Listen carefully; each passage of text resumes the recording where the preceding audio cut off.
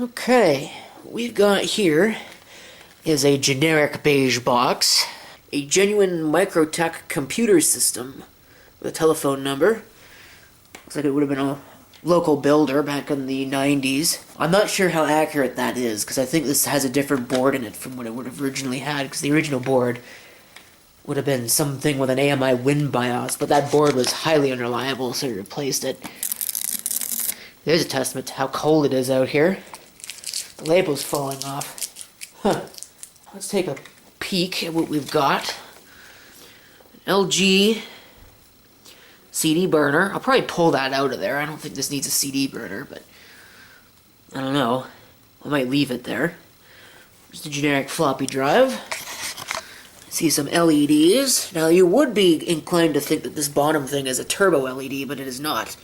It is actually a standby LED. And that button up there is standby. That was a Energy Star feature that some of these systems had where you could put them into a low power mode. But of course this was before a lot of the soft power on, because this is an AT system. It's baby AT. So it does not support soft power on or anything like that. I mean, it's not like there's really much to see. The only thing this has installed in it is a VGA video card of some description. You see the two serial ports, and the parallel. They're not integrated into the board, they're separate. The only integration that this has is the 5-pin DIN keyboard, which was pretty standard for these. Take a look here. Power supply is labeled as being a 200 watt. I don't really ever like taking the covers off of these because they're really kind of more of a pain than they should be.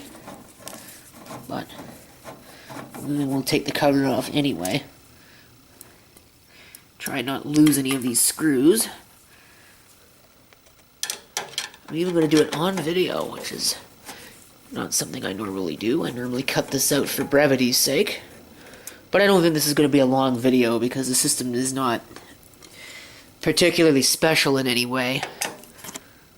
It's just a boring beige box. It happens to have a K62 in it, but again, assuming that's actually what this is, but I believe this has a K62 on it. It might not be a 400, but because if I remember right, this actually has a spare board that was used for a photomask pattern generator system. This was the spare. You can see there, that's what it says on it. Again, I believe that to be accurate.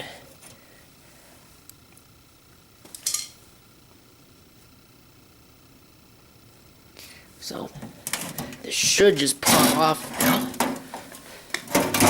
with some effort, because again, it's one of these silly baby AT cases that I hate. Alright, we'll get that out of the way, and we'll take a look here. What do we have?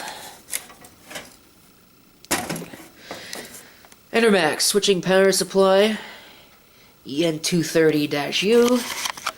So 200 watts sounds reasonable, but I think it's actually a 230, technically. It's a shallower power supply than you typically see for your baby AT, but this would take a standard supply, so if that ever blows up, it's not a big deal. And this could be converted for soft power on with this current motherboard, because this motherboard does support the ATX. I haven't had much luck in changing these over. It's a relatively late model board.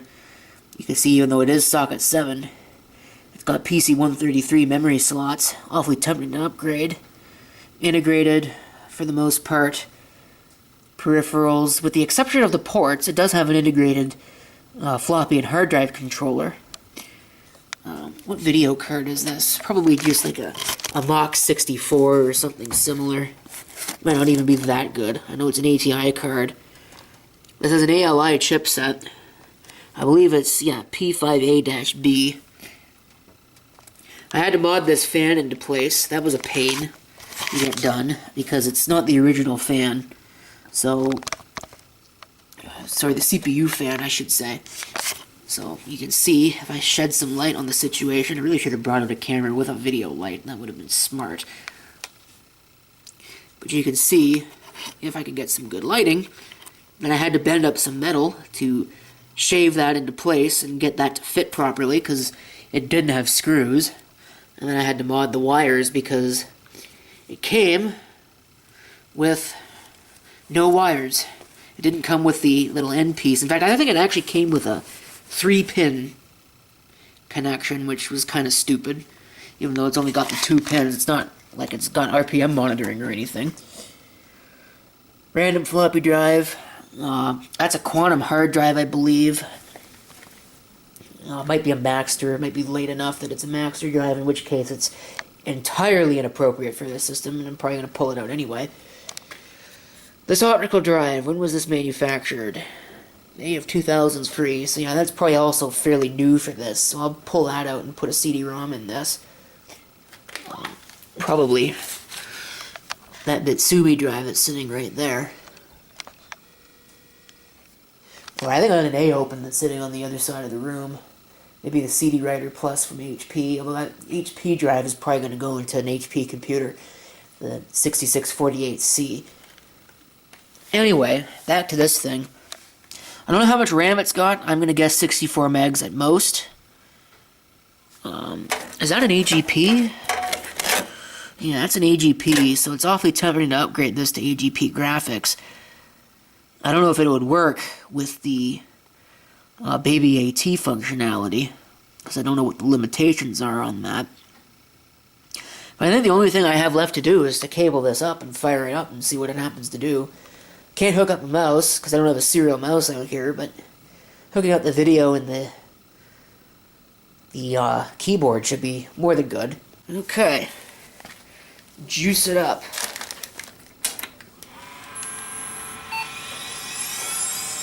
Yeah, there's a bad fan in there. Holy crap. What fan is that? That must be the power supply fan. So I saw 256 megabytes of memory. That's quite a lot. So yeah, everything is set to auto, so I have no idea what's in this. If it's got a battery, which it does, it's CR2032, but it's dead. That should be easy enough to fix. I didn't see what CPU it had in it. But, very configurable. But this is a pretty standard BIOS for the time. Award BIOS. Plug and play.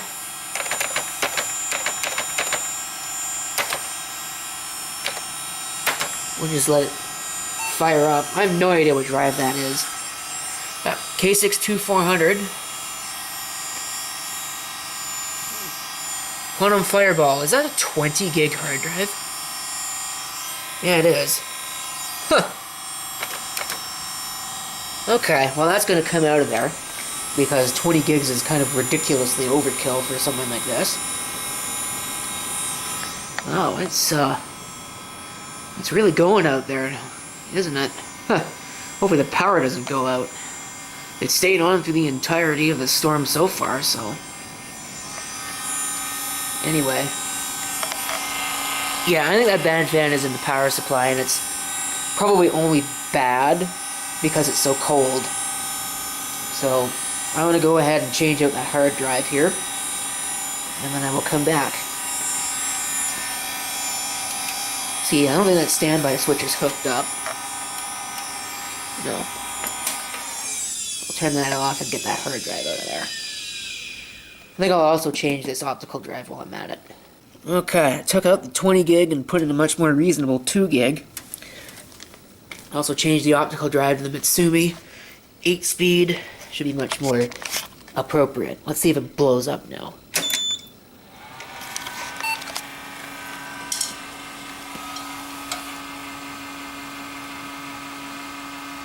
Had the hard drive ring in.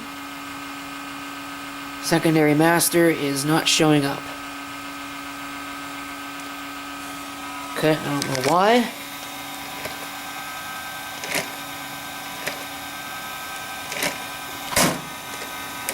Does it even work?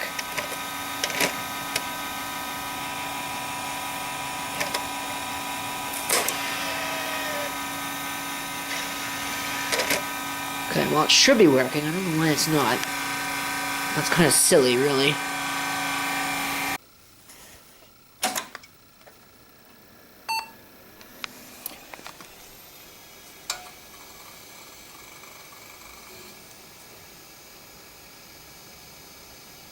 Okay, so, change the drive.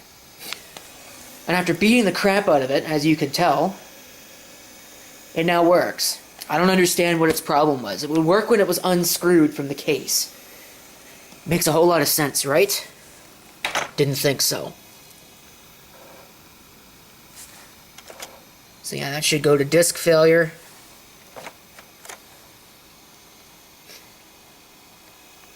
Because there's nothing on that drive anyway. Now the camera's out of focus, which is great. That's what I like to see. 200 megabytes. So, I'm going to call the video at that.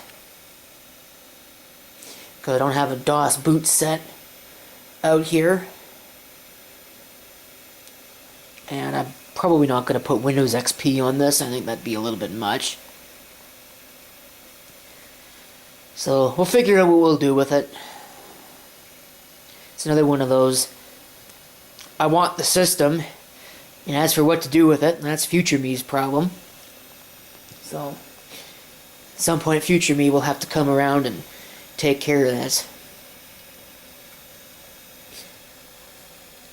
So, I'll probably change the motherboard. I've got a more interesting DFI board that I might go ahead and throw in here, assuming that board actually works. I've had some issues with it as well. Go figure. Always got to be a problem when you work on a computer, right? Anyway, that's it. Thank you for watching, and if you have any comments, feel free to leave them down below.